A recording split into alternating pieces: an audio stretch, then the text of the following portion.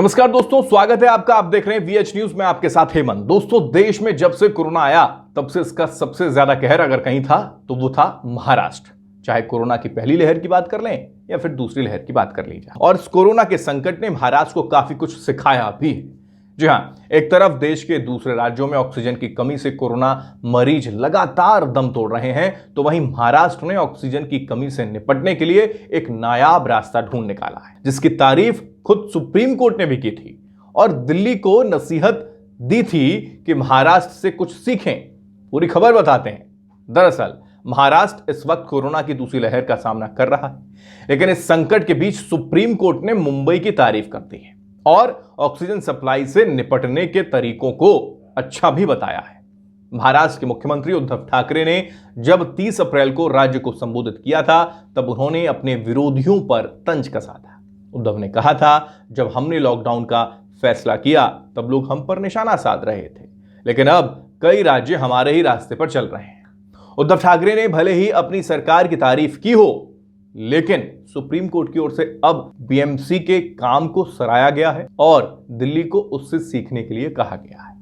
सबसे अहम बात यह हो जाती है कि ऑक्सीजन की सप्लाई का मसला जिसकी तारीफ सुप्रीम कोर्ट कर रही है, सुप्रीम कोर्ट ने यह कहा है कि वो भी जानिए जस्टिस चंद्रचूड़ ने सुनवाई के दौरान क्या कहा था।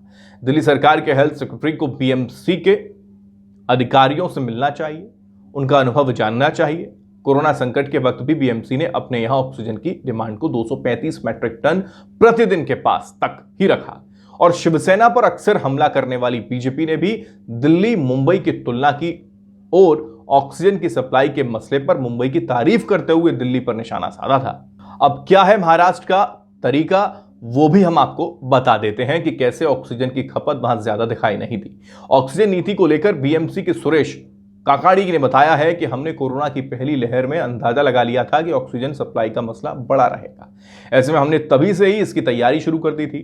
बीएमसी ने सबसे पहले यह जाना कि सिलेंडर के इस्तेमाल से ऑक्सीजन का वेस्टेज बढ़ता है। ऐसे में उन्होंने मुंबई के बड़े कोविड केयर सेंटर्स पर ऑक्सीजन सप्लाई सिस्टम को बदला, सिलेंडर बेस्ड सिस्टम को पाइप बेस्ड सिस्टम में कन्वर्ट कर दिया, और यह काम जनवरी में ही पूरा कर लिया गया था। दोस्तों, बीएमसी ने इसके साथ ही ऑक्सीजन नर्स की तैनाती कर दी, जिनका काम यह था कि वार्ड में हर मरीज का ऑक्सीजन लेवल 96 तक रखें, जो मरीज के लिए ठीक होता है। मार्च में महाराष्ट्र में जब कोविड के केस बढ़े तो फिर मुंबई के प्रति मरीज ऑक्सीजन की खपत 6 किलो तक पहुंच गई, जिसे अप्रैल में कम करने के बाद करीब 4.25 किलो तक लाया गया। उधर बीएमसी के अधिकारी ने कहा है कि अगर हम लोगों को कहें कि कल पानी की कमी होगी तो लोग पानी जमा करना शुरू कर देंगे। ऐसे में लोगों को पानी की सप्लाई की सही डिटेल देना जरूरी है। ऐसे ही हमने ऑक्सीजन के साथ किया। बीएमसी ने प्राइवेट अस्पतालों से अपनी ऑक्सीजन सप्लाई का 20% हिस्सा रिजर्व करने को कह दिया। साथ ही साथ भरोसा दिलाया कि जरूरत पड़ने पर उन्हें सप्लाई मिलेगी। इसके अलावा बीएमसी ने डॉक्टरों के साथ मिलकर ट्रेनिंग सेशन किया ताकि ऑक्सीजन का सही इस्तेमाल किया जा सके। डॉक्टरों को यह बताया गया कि वो मरीजों को दवाई वॉक टेस्ट करवाएं। इससे ऑक्सीजन सप्लाई पर निर्भरता कम हुई और फिर मरीज डिस्चार्ज होना शुरू हो गए। दोस्तों, बीएमसी ने कहा है कि हमारा मकसद मुंबई की स्थिति को कंट्रोल में लाना था और वॉर रूम की मदद से यह सब संभव हो पाया है।